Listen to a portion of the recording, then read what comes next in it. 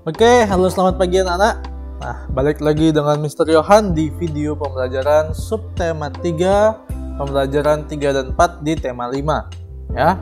Nah, kali ini di pembelajaran 3 dan 4 kita akan mempelajari beberapa hal. Yang pertama, kita mencoba menyimpulkan informasi dari teks non-fiksi. Kita juga belajar tentang pengaruh letak geografis terhadap kehidupan sosial budaya bermasyarakat. Yang ketiga, kita akan mempelajari tentang persatuan dan kesatuan dalam kehidupan sosial budaya. Yang keempat, kita juga akan mempelajari Indonesia sebagai negara maritim dan negara agraris. Yang kelima, kita akan mencari dan menyimpulkan informasi penting dari teks non-fiksi.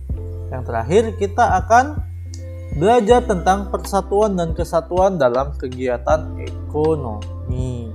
Nah, yang pertama, di sini kita akan belajar bagaimana cara menyimpulkan informasi dari teks non-fiksi. Nah, menyimpulkan informasi sama seperti di subtema sebelumnya, itu kita bisa lakukan dengan cara menyampaikan kembali informasi-informasi penting dan ide pokok yang telah kita dapat dan kita catat di tabel ya, itu dengan menggunakan bahasa sendiri atau bahasa sehari-hari.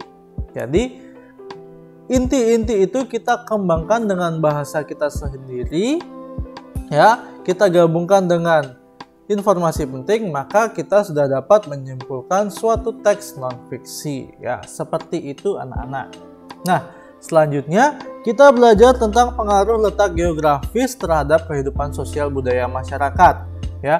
Letak geografis Indonesia itu berada di dua samudra dan dua benua ya, Samudra Hindia dan Samudra Pasifik, dan benua Asia dan benua Australia. Nah, Indonesia juga merupakan negara yang terdiri atas beribu-ribu pulau yang antar pulaunya dipisahkan oleh selat dan laut ya. Tapi meskipun begitu, Indonesia tidak dapat dipisahkan dan merupakan suatu kesatuan yang padu. Nah, kondisi ini melahirkan berbagai macam budaya ya. Budaya itu bisa bahasa, suku, agama, dan kesenian-kesenian daerah ya. Kebudayaan daerah merupakan kebudayaan yang tumbuh dan berkembang di daerahnya masing-masing ya. Itu tiap-tiap daerah di Indonesia memiliki ciri khasnya masing-masing. Nah, keragaman tersebut menjadi kekhasan atau daya tarik sendiri bagi pihak-pihak luar atau bagi turis-turis luar untuk memperkaya kebudayaan mereka. Jadi mereka mau belajar budaya Indonesia. Nah, adapun budaya-budaya yang sering dilirik oleh para turis mancanegara atau orang-orang di luar, diantaranya ada kesenian daerahnya. Itu baik lagu daerah, alat musik daerah, terus pakaian tradisional, rumah adat, dan makanan khas tidak lupa. Nah, seperti itu. Nah, di sini Indonesia itu menurut letak geografisnya juga mempunyai keuntungan dan kerugian terhadap kehidupan sosial budaya masyarakatnya. Yang dimana di sini ada dua keuntungan dan dua kerugian. Oke, keuntungan pertama, di situ akan terjadi akulturasi atau percampuran budaya antara budaya Indonesia dengan budaya asing. Oke, contohnya kita mengenal yang namanya K-pop ya, ada BTS, ada yang lainnya. Kita juga mengenal game-game dari luar, ada PUBG, ada Mobile Legends, ada Among Us ya. Itu termasuk akulturasi budaya ya. Kemudian keuntungan yang kedua, kita bisa dimudahkan dengan persebaran budaya atau promosi budaya kita ke luar negeri ya. Jadi budaya-budaya kita itu bisa dengan mudah menyebar ke luar negeri. Tapi kalau ada keuntungan pasti ada kerugian. Yang dimana kerugian pertama, banyak budaya-budaya daerah itu tersingkirkan karena kita sudah terlalu menikmati budaya-budaya baru yang ada. Ya, kadang anak-anak juga berpikir pasti budaya-budaya baru tuh kekinian banget, ya. Kalau budaya-budaya lokal itu, budaya-budaya asli itu, aduh, males banget belajarnya. Pasti anak-anak ada pasti yang berpikir seperti itu. Namun nggak boleh ya. Kemudian budaya asing yang masuk ke Indonesia itu belum tentu sepenuhnya bisa sesuai dengan norma-norma di Indonesia, ya. Kadang kalau budaya-budaya luar negeri itu kan kalau orangnya pakai baju-baju yang terlalu sobek-sobek gitu, nggak bisa diterima oleh norma-norma yang ada di Indonesia. Nah, seperti itu contohnya, ya. Oke, di sini kita juga akan belajar tentang persatuan dan kesatuan dalam kehidupan sosial budaya, ya. Nah, kehidupan masyarakat Indonesia ini memiliki keunikannya tersendiri dibandingkan kehidupan di negara-negara lain. Ya, pengaruh letak geografis yang telah Mister sampaikan tadi juga mempengaruhi kehidupan sosial budaya bangsa Indonesia. Nah, karena apa? Dengan adanya banyaknya budaya, banyaknya suku, banyaknya ras, itu kita harus juga menjaga keserasiannya supaya semuanya itu tetap seimbang, ya. Nah, hal itu dilakukan supaya kita terhindar dari perpecahan antara warga negara Indonesia. Nah, kesatuan dalam bidang sosial itu memiliki suatu makna yang dimana bangsa Indonesia itu harus terus berusaha untuk meningkatkan kemajuan masyarakatnya supaya seimbang semuanya, merata semuanya. Nah, seperti itu. Kesatuan dalam bidang budaya memiliki makna, ya, bahwa kekayaan budaya yang beragam itu bisa menjadi modal pengembangan budaya Indonesia yang hasilnya nanti itu bisa dinikmati oleh seluruh aspek masyarakat di Indonesia. Ya. Nah, di sini kita itu harus memandang Indonesia itu sebagai wilayah dan bangsa yang merupakan satu kesatuan yang bulat, nggak bisa dipisahkan, ya, nggak boleh dipecah belahkan, ya, baik itu di darat, di laut maupun di udara. Itu Indonesia itu harus berkembang menjadi sesuatu yang lebih baik. Kita harus bersatu dalam memajukan semua aspek kehidupan kita.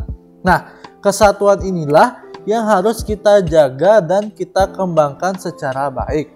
Nah, di sini Mister kasih tahu prinsip-prinsip kesatuan dan kesatuan bangsa Indonesia antara lain. Yang pertama, kita harus bisa membina. Membina itu kita harus bisa menjaga dan mengembangkan keserasian, keselarasan, dan keseimbangan dalam kehidupan manusia. Ya, nggak boleh ada yang paling ini, nggak boleh, semuanya sama. Ya, kemudian kita harus saling mengasihi, ya, dan kita harus saling menghormati antar sesama manusia, baik itu beda agama, beda suku, beda ras, ya. Dan yang terakhir, kita nggak boleh menonjolkan perbedaan, tapi kita harus berusaha untuk mencari kesamaan. Aku dan kamu itu meskipun berbeda agama, tetapi kita sama-sama bangsa Indonesia, sama-sama berbahasa Indonesia, sama-sama berpijak di tanah Indonesia. Seperti itu, ya. Nah, sekarang kita sudah masuk di sini kita akan mempelajari juga persatuan dan kesatuan itu memiliki manfaat, ya, nggak manfaat bagi diri sendiri, keluarga dan masyarakat. Di antaranya di sini Mister sebutkan satu, ya.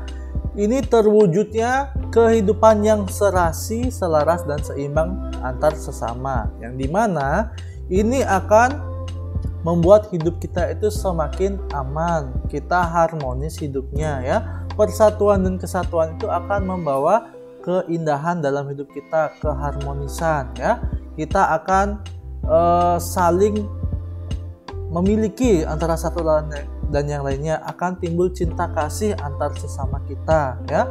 apapun yang direncanakan, mau itu pembangunan nasional, itu akan berjalan baik dan lancar. Dan gotong royong pun ya, kita itu akan semakin baik dan lancar antar tetangga di lingkungan masyarakat. Nah, seperti itu.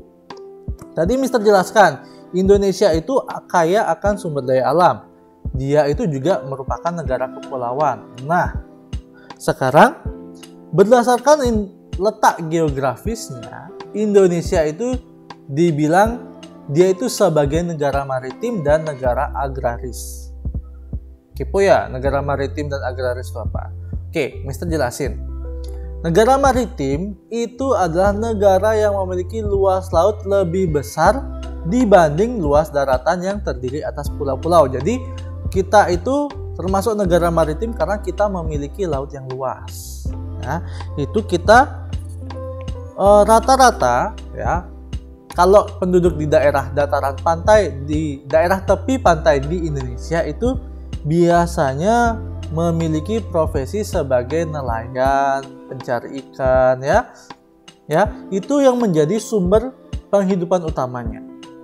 Oke, kalau negara agraris ya, negara agraris itu adalah negara yang sebagian besar penduduknya bekerja sebagai petani yang mengolah lahan pertanian ya. Nah, sebagai negara agraris tentu saja Indonesia itu memiliki banyak lahan-lahan yang subur. Karena apa? Karena Indonesia itu juga terdiri dari atas banyak gunung api ya, yang dimana lahar gunung api itu merupakan salah satu unsur yang mampu menyuburkan tanah yang penting bagi para petani. Nah, seperti itu ya. Ingat anak-anak, kedua potensi ini tentunya harus didukung dengan sarana komunikasi dan transportasi yang baik ya. Kalau kata Pak Jokowi itu transportasi itu penting ya. Komunikasi itu penting ya. Jadi komunikasi itu bisa memudahkan kita untuk memenuhi kebutuhan. Selain sarana komunikasi, transportasi itu juga penting. Kenapa? Supaya apa yang menjadi hasil-hasil dari laut, hasil-hasil dari pertanian itu bisa terdistribusi baik ke konsumen-konsumennya atau ke distributor-distributornya, yang mana itu bisa meningkatkan kesejahteraan dan taraf hidup bangsa Indonesia.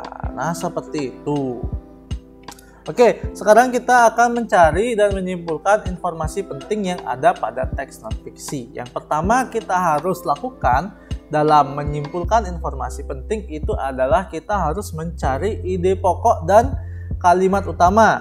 Ya, seperti artikel yang sudah Mister kasih di sini, itu kita harus cari ide pokoknya dari paragraf 1, 2, dan 3. Kemudian kita bahasakan sendiri ide pokok itu ke dalam satu paragraf yang nantinya kita akan cek ejaannya benar nggak, kalimatnya bagus nggak ya. Itulah nanti yang akan menjadi simpulan dari artikel ya. Artikel itu adalah suatu karya tulis yang memuat pendapat-pendapat ilmiah ya, jurnal bisa, hasil penelitian juga bisa ya. Nah, di sini kita akan belajar juga persatuan dan kesatuan dalam bidang ekonomi ya. Mister jelaskan tadi juga, Indonesia itu nggak hanya darat, laut, udara ya. Banyak aspek yang ada di Indonesia itu merupakan kekayaan alamnya ya. Kekayaan alam Indonesia itu melimpah. Nah, salah satu cara untuk menjaga itu adalah dengan menggunakan wawasan Nusantara. Apa itu wawasan Nusantara, Mister? Wawasan Nusantara itu adalah cara pandang, ingat, cara pandang dan sikap bangsa Indonesia. Itu harus digarisbawahi, mengenai diri dan lingkungannya dengan mengutamakan persatuan dan kesatuan bangsa serta wilayah dalam menyelenggarakan kehidupan bermasyarakat, berbangsa, bernegara untuk mencapai tujuan nasional. Nah, seperti itu wawasan Nusantara. Jadi wawasan Nusantara itu adalah cara pandang Indonesia tentang dirinya sendiri ya, yang mana mengutamakan kesatuan dan persatuan. Itu intinya ya.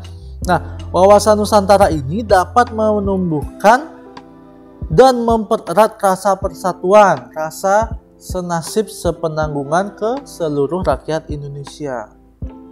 Oke, dalam pelaksanaannya wawasan Nusantara ini mengutamakan kesatuan wilayah dan menghargai kebinekaan atau keberagaman ya, untuk nantinya kita mencapai tujuan-tujuan nasional yang telah dirancang. Nah, adapun ya cara menjaga persatuan dan kesatuan dalam kegiatan ekonomi, yang dimana kita harus memiliki sikap yang terbuka. Kita harus menghormati dan menghargai sesama pelaku ekonomi. Kita harus menyelesaikan masyarakat itu dengan musyawarah, memanfaatkan sumber daya alam itu dengan baik dan bijaksana, serta kita harus bekerja sama dengan orang lain itu dengan jujur. Nah, seperti itu anak-anak untuk materi kali ini ya. Di sini Mister sampaikan anak-anak bisa membaca kembali atau menonton kembali video-video sebelumnya jika belum mengerti, atau bisa juga tanyakan ke Miss Maria dan Mister Yohan. Baik, untuk latihannya anak-anak bisa kerjakan halaman 56. Itu anak-anak bisa kerjakan yang di atas tuh. Nah, itu buat nomor 1 sampai nomor 3. Baik, sekian video dari Mister Yohan. Semoga anak-anak bisa mengerti dengan baik video tersebut dan bisa menjawab soal-soal juga dengan baik. Oke, Mister cukupkan saja ya video kali ini. Terima kasih, Tuhan Yesus memberkati.